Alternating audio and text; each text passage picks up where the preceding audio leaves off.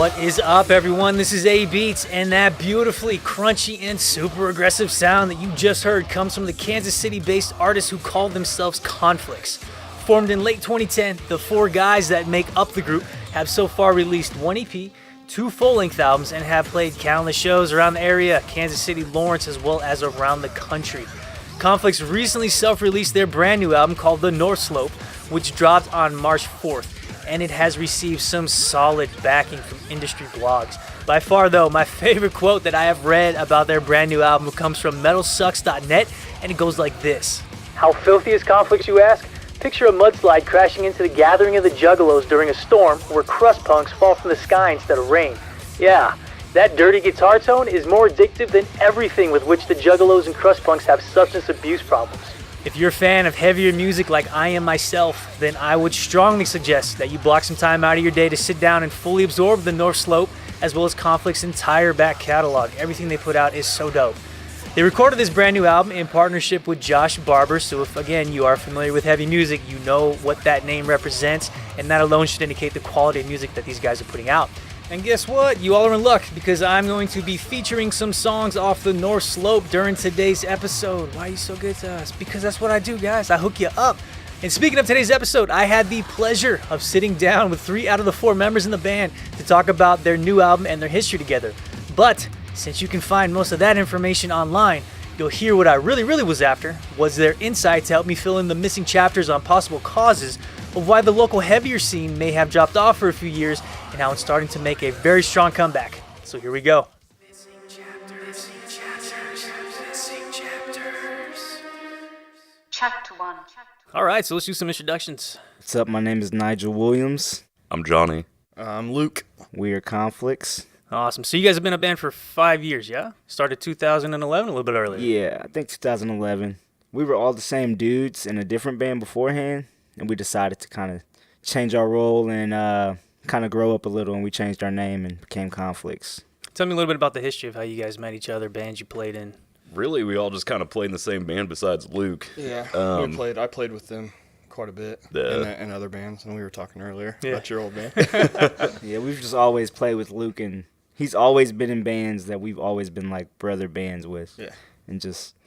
And then eventually we're like, we need Luke he just has to be in our band. It doesn't make sense that we're separated right now. We need to be together. So we need to be a whole. So we all came together, and it was in 2011, right? It was 2011 when we became Conflicts, but you were in the band sooner around. Gangsters of Cap Guns. Mm-hmm. Yeah. I feel like 2010 or late 2009 or something. I think it was 2010. 2010? Yeah, late 2010. Yeah. Forever ago. It was time has went by fast. Now we're all old and fat. We're pretty fat. So what draws each of you guys to this particular style of music? The energy, man, it's fun. Yeah. Because there's not really a written rule that it's like, oh, you got to do this or do that, even though some people think that. It's not, because it's just about the energy and how you present it. That's what makes it fun for me. Yeah, there's a lot of passion, I feel like, not just in heavy music, but in all types of music. But I don't know, I just feel like that's how we can get stuff out, is to be heavy and the intense. aggression. Yeah. Like John said, the energy about it all, just after a long few weeks of dumb work and getting out and playing and letting it all out with your buddies. That's kind of why we do it, or why I do it, I'm sure. And you guys just released the Northern Slope, yeah? Yeah, the North Slope. The North Slope. Yep, the North Slope. How's the reception been so far? It's been awesome, man. It's been a blast. It was a hard time getting it out. It took a while. We worked really hard, but now it's out, and we couldn't be more happier with the conclusion of it all. People are digging it. We're still digging it. We're having fun playing it. For sure, yeah. It's so much fun to play those songs. Oh, yeah. It's still refreshing. It oh, yeah. is. It's not blast. like playing the same. We played the same songs for freaking years. Yeah, trying to get this album out. A solid 3 years of playing the same set, and then we're finally just like, it's like heaven, dude. Yeah. It is. It's been good. It's a little, I'd say it's a little more aggressive and faster than our older stuff, and a little more passionate and heavier. We matured more on this album, I think it represents us better than any of our other albums, for sure. For shizzle. We had a full month For shizzle. in the studio to do it too, and I think that helped. Instead of when you book time, you're like, we got to knock this out because it's so expensive. And, right. Well, we like booked out a month, and took our time and we worked with a producer this time, so that helped a lot. Instead of just banging your head against the wall, trying to, what the hell do we do next, you know? So we got in there, came in the studio every day, and just we were there every day. Took the first 2 weeks just banging out ideas and doing a bunch of pre-production and stuff. Yeah, I think we wrote, 5 or 6 songs in the studio, didn't we? Yeah. On top of that, locking ourselves in your house, just like, we got to do this. Let's do this. Where's the Pepsi? Luke, can I have a Pepsi? Yeah. Can I get some chips? Yeah. Pepsi and chips. Dude, that was the diet. That's the studio diet. That's all you need. And then your mom's pulled pork. Oh, ooh. Dude, yeah. Damn. Woo. I had probably 8 sandwiches one day. We had a whole crock pot full in the studio, and the crock pot was gone in literally like an hour. I don't know if you've ever been somewhere and something was so good and you wanted to go back and get more, but you didn't want to be that, and you were like kind of sneaking off and getting more. People were around. Like everybody. That was everybody. Yeah. Everyone was trying to hide it. It's like, everybody's like, damn, that shit went quick. Really why do you all still have barbecue? I thought it was a full day's worth of crock potted pulled pork in there. And it was like 2 hours. It was gone. Well, we're fat. We told you. There were people just coming in like the freaking dudes. Like the assistant, the pool guy came in, got some pulled pork. Assistant came in, got some. Everybody was. He was like a stray cat, dude. It was like, you scat. You smell it. Just get out of here. So tell me about the message behind the new album. The message is, I think it's kind of like us trying to find a balance in ourselves of just find a peace within ourselves and just trying to balance that survival and happiness, as our homeboys in the band Kubla Khan would say.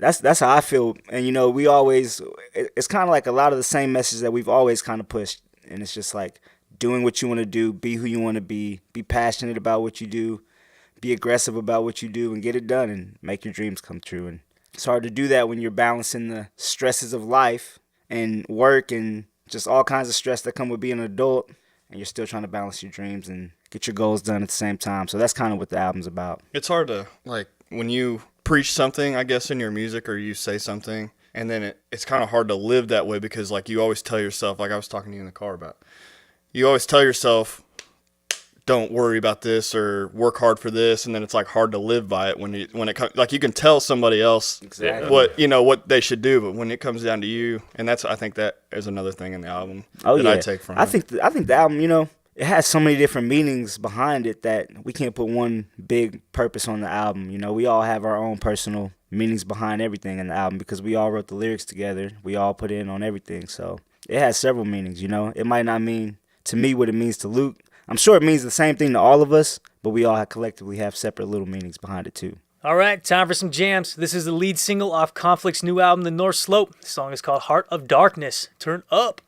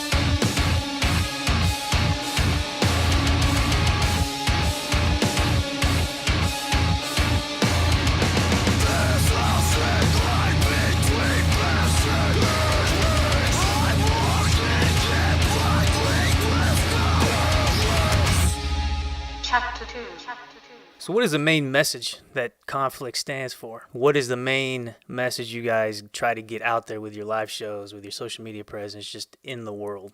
I think the same thing, man. Just be who you want to be passionate, and don't give a fuck. That's about, I feel like that's kind of what we've always pushed. And, you know, we've always kind of felt like the underdogs in a couple of, you know, experiences and in music sometimes, and just overcoming and improvising and adapting and making it work and doing you. It's good to express what you feel with other people that feel the same way that you do. Exactly. You know, and that's why this band, like, that's why we've been, I don't know, so tight-knit, I feel like, is because we've all kind of had the experience of being friends, close with each other, and growing up and learning learning music together, you know, because we're all the same age. We all went through it at the same time. Yeah, and we're all going to shows at the same time and stuff, and it just fits. It just works. Unfortunately, Josh Tandy can't be here right now, but he's just the fourth member of us, and he completes us. It's dope. Yeah, I hate him. I'm just kidding. I'm totally kidding. We hate I love him. We hate them, but you gotta love them when they're family. So Exactly. So but we do hate them. You just touched on something that was interesting. You guys consider yourselves the underdogs. Tell me a little bit about that and why you consider yourselves the underdogs. I mean, I feel like we consider ourselves the underdogs just because the music, not in particularly us sometimes, but just the music that we make sometimes ends up being the underdog music, especially in the broader span of music. You know, like heavier hardcore and heavier metal like this is just, especially when we were starting to play it and stuff, it just always could have been shined on a lot more and never really was shined on that much. And I've always felt like if it was shined on here in Kansas City, then the scene would just be that much better, you know, and there'll be a lot more opportunities and more people coming to shows and stuff like that. So that's kind of part of the reason why we feel like we're the underdogs, but I feel like we've also just felt like underdogs in life, and that's just a thing that we portray in our music too. Like, I felt like an underdog in school when, you know, I was the nerdy kid who was the black kid who was listening to metal and stuff like that. Or, you know, I'm sure, you know, they've had experiences where they felt like the underdog just in those same types of instances. But we just let it out in the music.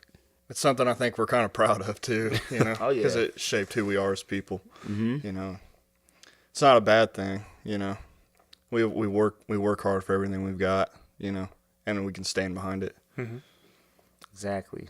Do you guys think technology has made getting your type of music, getting the heavier style of music out to people and allowing them to absorb it a lot easier these days than previously? Let's say like streaming music, or even the reach of social media now, how you can just target people and you can just connect with everybody. I say yes and no, really. I had a lot of fun on Pure Volume years ago, just like looking up, because it was so much fun just to get on there and look up all these different bands and you know, it's kind of harder to do now, you know. It is. It's weird because it took off super hard to begin with, and then all of a sudden it's just like, oh, you got to pay to promote this, you got to pay to do this, and it's like, dude, we're all broke, man. We're all like broke dudes just trying to make it through life. Like, I don't have money to jam just on a Friday. Exactly.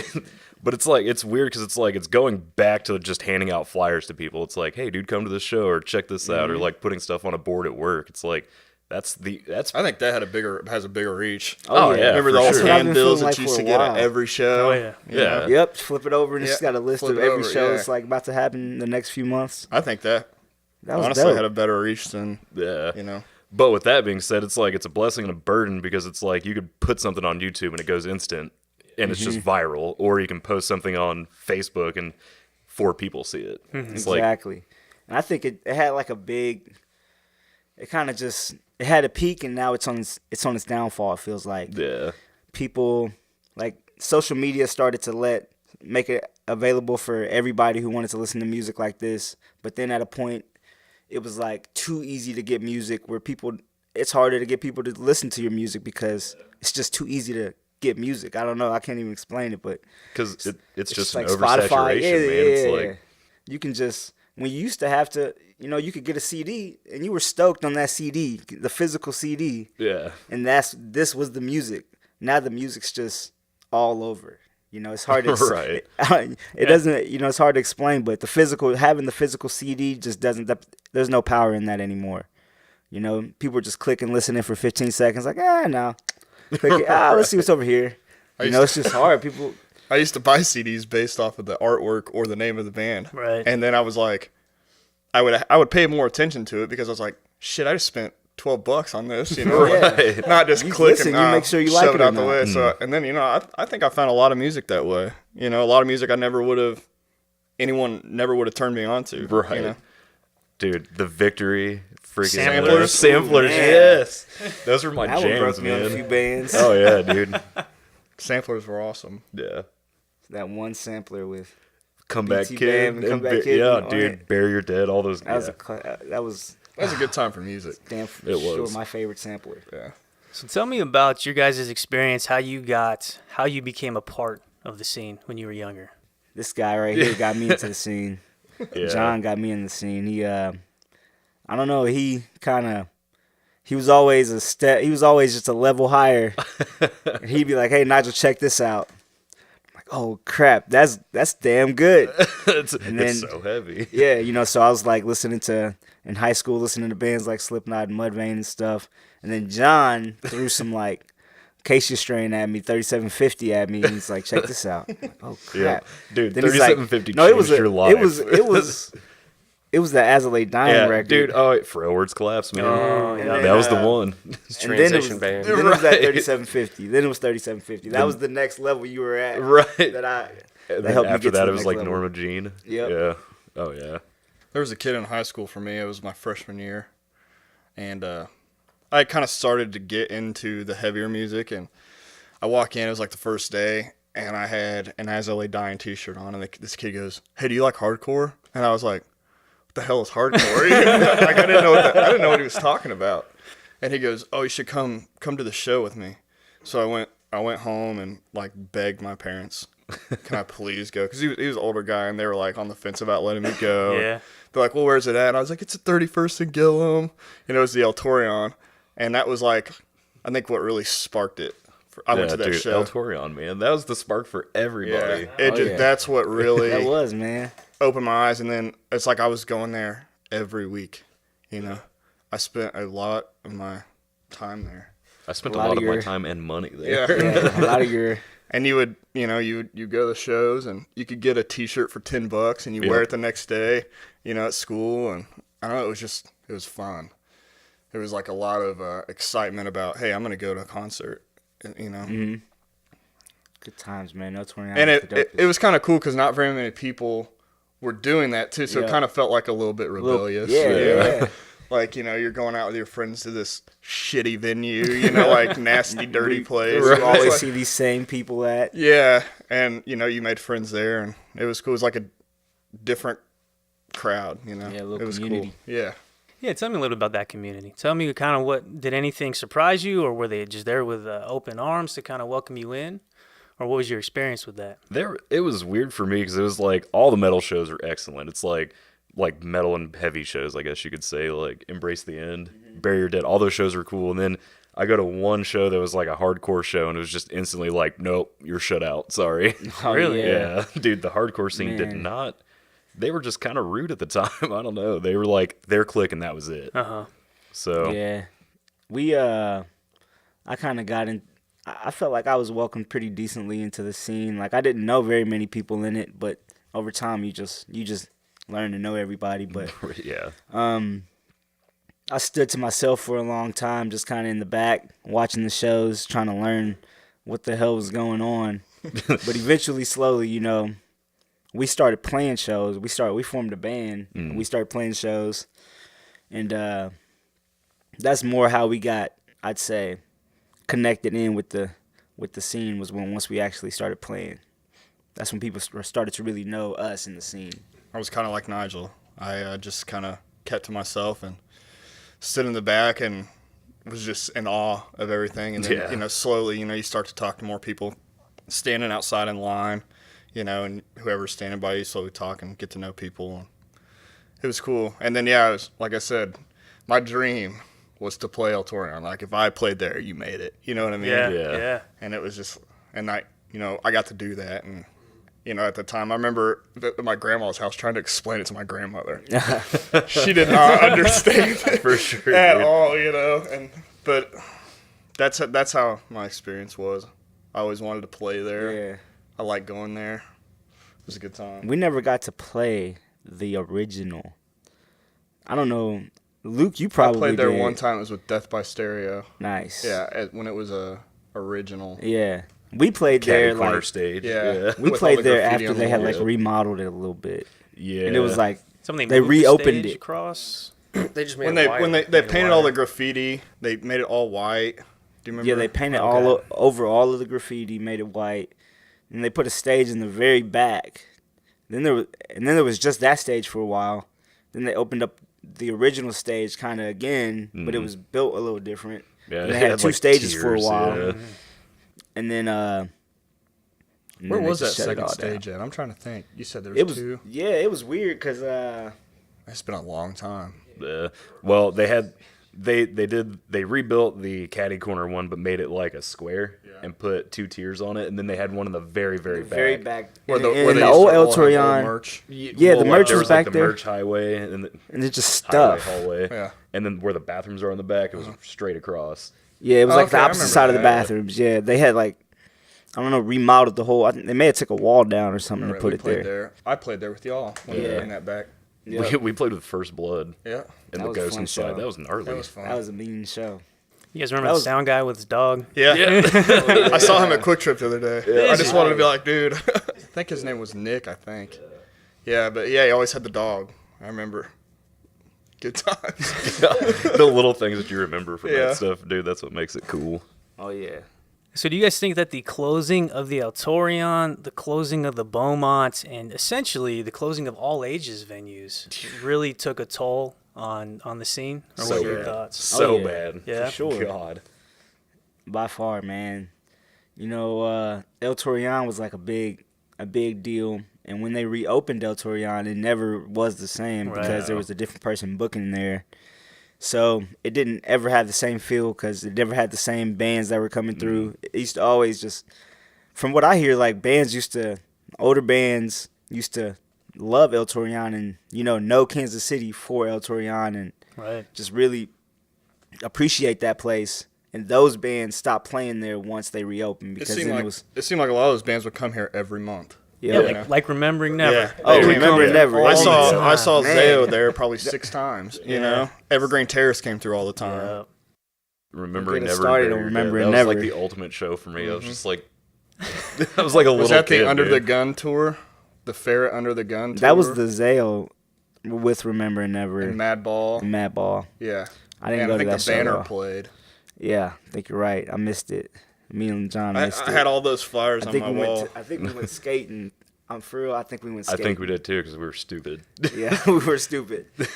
But we saw Remember Never that one time before then, I think. Yeah, with Bury Your Dead, and it That was gnarly. before that show, wasn't it? It was I think before so. the Zale. I'm pretty sure it was. I remember But- thinking, Yeah. we should go to this, but we should go skate. It was only like $7 to get in, you know? It was like, I saw Edgley dying there for $10, and they're selling out freaking arenas, or they were, Yep. but Well, until he tried to kill his wife. Yeah, I think got all hopped up on steroids. He had a little road Had the rage. jungle juice, But I mean, who would have thought that? It's like some of those bands. Like I've seen them a foot away from them. Yeah, But crazy. back to the original topic there. Yeah, dude, it sucks because it's like there's nowhere to play in Kansas City that's like not a basement. And it's like yeah. After El Torreon closed down, there was a Scion Lab. We Scion played there a Lab lot. did good things. for Scion Kansas Lab City. was cool because it was like right in the middle of everything to where Yep. everybody would Was come. it 18th and 18th and McGee or something. like Yeah. that? Or yeah, Right there behind Grinders. yeah, behind Grinders. But it was a wonder for the scene because the scene I feel like was about to start struggling with the venue. Yeah. And then that place came up and it was like Free. do it yourself. It was Yeah. free. You It was just like, hey, reserve just the date and you Come bring get the this PA. key and you're good. Yeah, you get the Yeah. key and you do the show.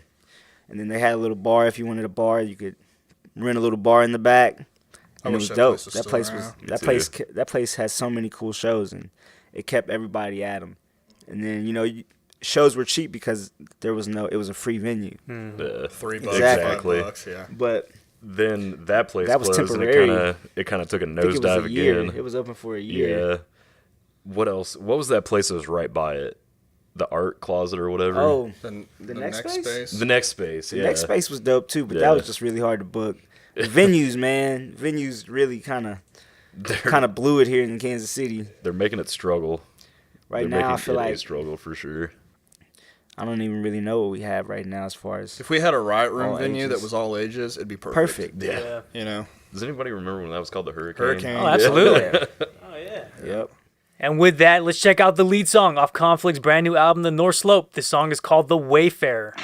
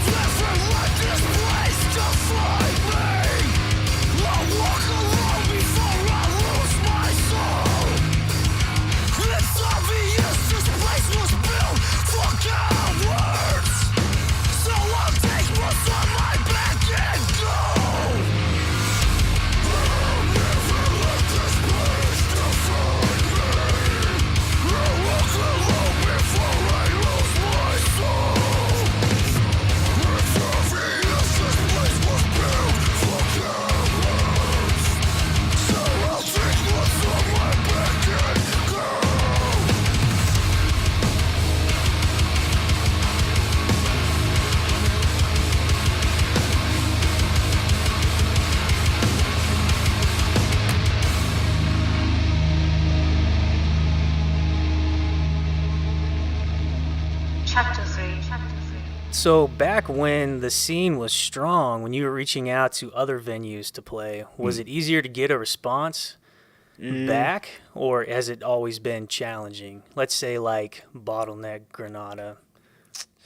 I feel like we really didn't work through them for any shows at that point. We were kind of just working through friends. Like, friends were putting on shows and asking us to play, and we were putting on shows and asking our friends to play, or we were working with like a couple of promoters that were our friends and stuff. But I honestly think it was probably a little easier. I think everything was a little easier than music, like booking shows, putting on shows, getting people to shows. It was all just a little easier regardless. And why do you think that's easier? Is it harder now because everyone's so comfortable with technology they don't want to get out, or they need more of a reason? Oh, yeah, I bet that with a lot of other things. Just... Yeah. Well, now it's like you have to promote the show almost every day for people to just like come out casually. Just for them to kind of remember it. Right. Or you got to do something that isn't your normal everyday show. Thing. You know, we try to do that. We would have a grill out. Yeah. Or make it a have grill out show skateboarding or- session. We've done that.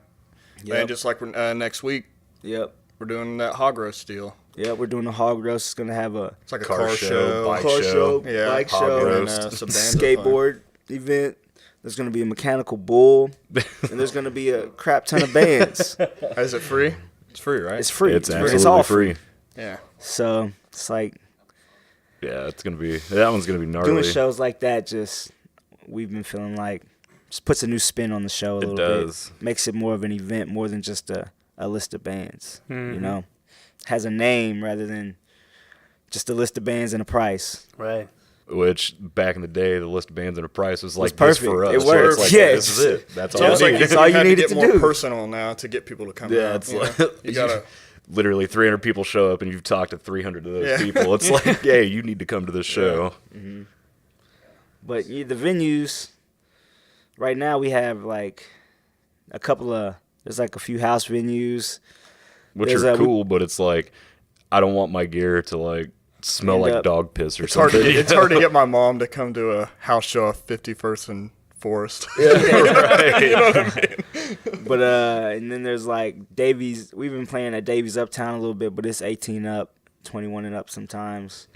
There's just no real good all ages places. Like we need like we need some Lawrence venues in Kansas City, like Bottleneck, Jackpot. If we had Just that one of Beaumont those. back would be gnarly. If we had the Beaumont, because now there's no mid-sized venue like that anymore. No, in it's Kansas either City. you're gonna sell out a 50-person venue, or you're gonna, or your show's gonna look empty in you're this gonna have- Granada back yeah, here. you're gonna have 52 people in And this. it's really in hard. this 1,500 cap It's room. hard to get people from Kansas City to drive to Lawrence. Oh, yeah, Yep. sure.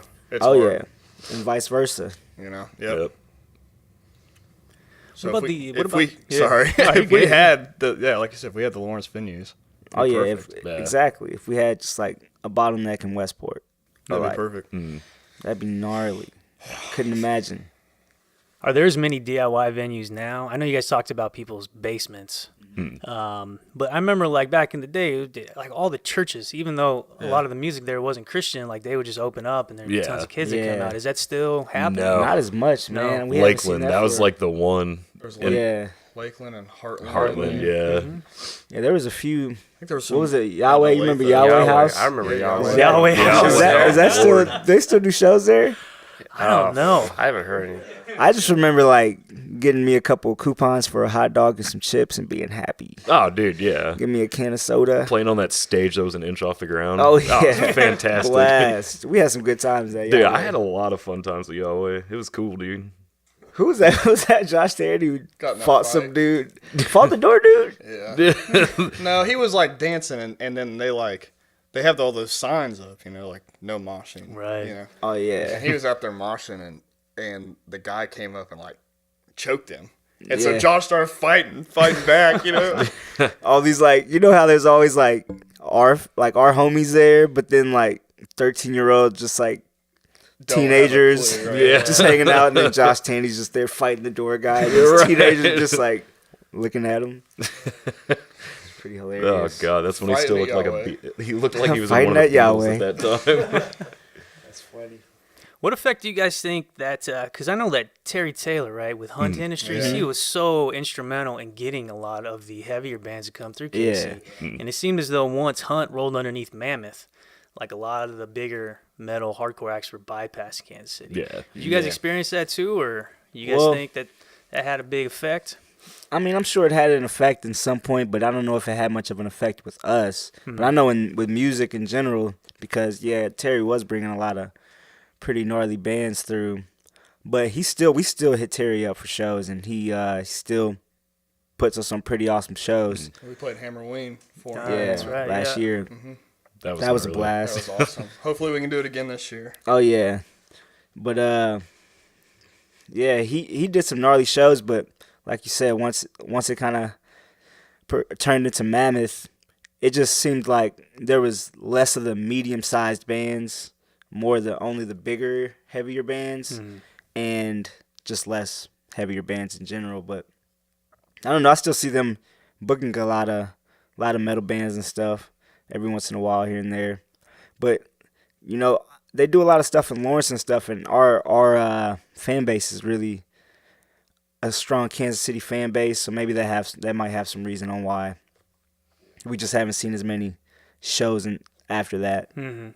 Hey, shout out to Terry Taylor, because he's done Terry a lot Taylor. for the TT. music scene. Oh, yeah, I think a lot of hooking people it up. don't know. The homie.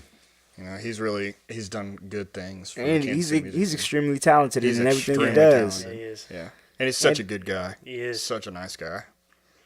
And he's got some cool horror shirts. It's true.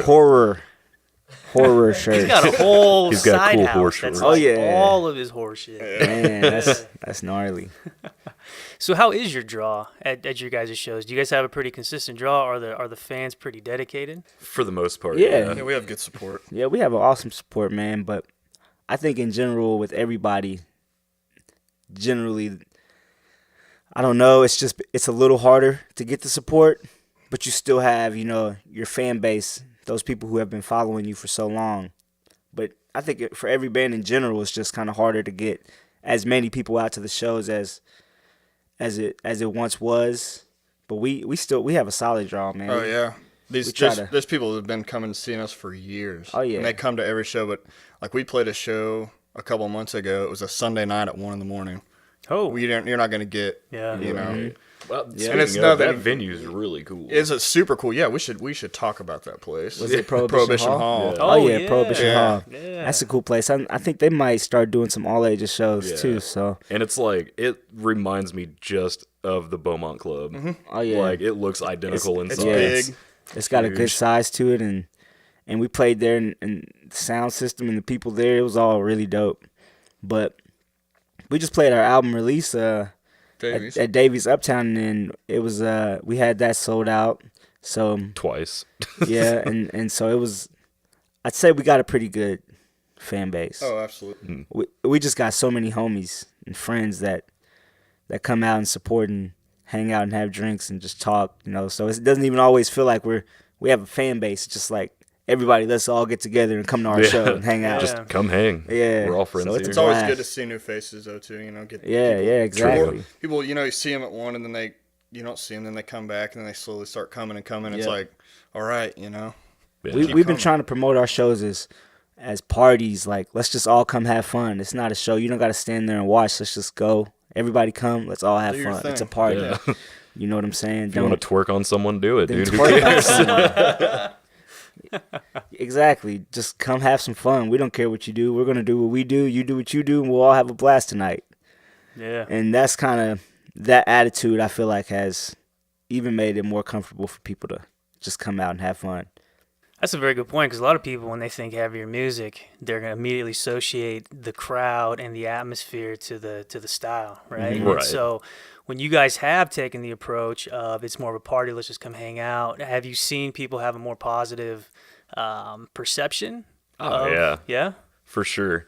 Like, if you think about old school, like, oh, this is a metal show, it's like fights all the time. Right. But it's like, you come to our shows, and, well, not necessarily just our shows in general, but like anything that we're associated with, it's like, dude, this is just a hang sesh, man. Like, bring your dog. I don't care. Bring your dog. Throw your dog in the pit. Throw your dog off the stage. Let's have some fun. Let your dog stage dive. I don't care. But it's like, no, dude, just come party. Have a good time. Like, it's, We've been trying to get back into just getting people to stage dive. yeah. Jump off the stage. Get on the stage. Why not? Yeah. Get behind the stage. There's no guards here, and if there are, step on their heads. Who cares? yeah, like, let's But just do it go with your nuts. dog. Do it with your dog. I remember one Exactly. time we saw Terror at the Altorion, and holy shit, their entire set, they were like, all right, everyone get up. Like, everyone was stage diving, like, every yeah. second Yeah. of every song. Dude, yes. It's like, holy Christ. Oh No. yeah. I remember back then, it wasn't so much stage diving as it was just running as far as you can yeah. on top of people. Yeah. Which Just a was, little bit of head walking. I mean, Dude, the people get headwalk, pretty man. far. It's I like- think they're just right, 4 and it's steps, just- 5 steps. Yeah. What's your record? The interview's now on you. What's your record for head running? You got 3 heads? 2, 3. It's like walking on water. and then just try not to break your wrist. With Or you just get that one where you run on the stage and you go to jump out and there's just no head. yeah. Legs straight down off the stage. You just hot dog it, dude. You just flop on the ground. There's nothing Been there, doing done that. Or the classic front flip into You like front flip one or two people and then fall off behind them. Dude, front flip to fucking push you straight back on the butthole. You flip and then they just roll you right back to the stage. You see that guy who's like, that one guy who's just like, the little dude who just can't get off the stage. Goes out, they push him back. Just keep pushing it. Then he just ends up walking off. Yeah, the side. just outside stage. Fuck it, I'm done. This is embarrassing. Good times. And staying with the topic of stage diving, the next song I'm going to play for you off Conflict's new album, The North Slope, is called Open Arms Bled Out. It's going to get that blood flowing. Here we go.